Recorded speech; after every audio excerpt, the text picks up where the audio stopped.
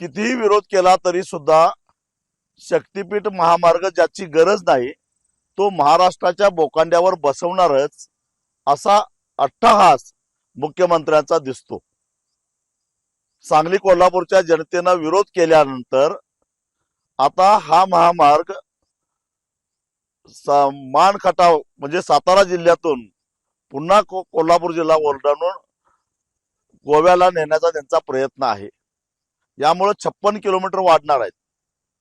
आधीचा महामार्ग हा 802 किलोमीटर लांबीचा होता। त्याला खर्च येणार होता 86,000 कोटी रुपये, साधारणपणे एका किलोमीटरला 107 कोटी रुपये। आता 54 किलोमीटर लांबी वाढली, खर्च वाढला 1,00,000 कोटी रुपये म्हणजे 14,000 कोटी रुपये खर्च वाढला। म्हणजे साधारणपणे एका किलोमीटरला 254 कोटी रुपये गेले।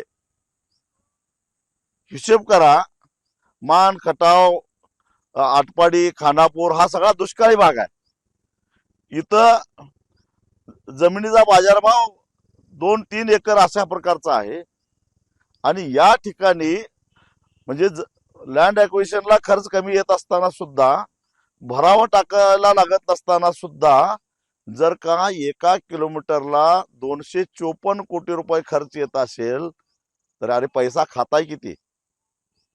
म्हणजे आपत्ती सुद्धा इष्टापत्ती कशी करावी याची शिकवणी कुणाकडे लावायची असेल तर ती देवाभावाकडे लावा, त्याचा उत्तर मिळेल। 86,000 कोटीचा रस्ता बघता बघता 1,00,000 कोटीवर गेला। एक लक्षात घ्या, हा सारा पैसा महाराष्ट्राच्या जनतेला व्याजासकट टोलच्या रूपाने परत द्यायचा आहे।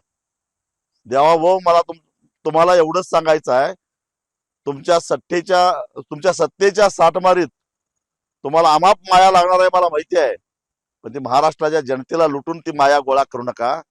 कधी काळी छत्रपती शिवाजी महाराजांनी ठग पेंढाऱ्यांचा बंदोबस्त करून हा महाराष्ट्र शोषणमुक्त केलेला होता।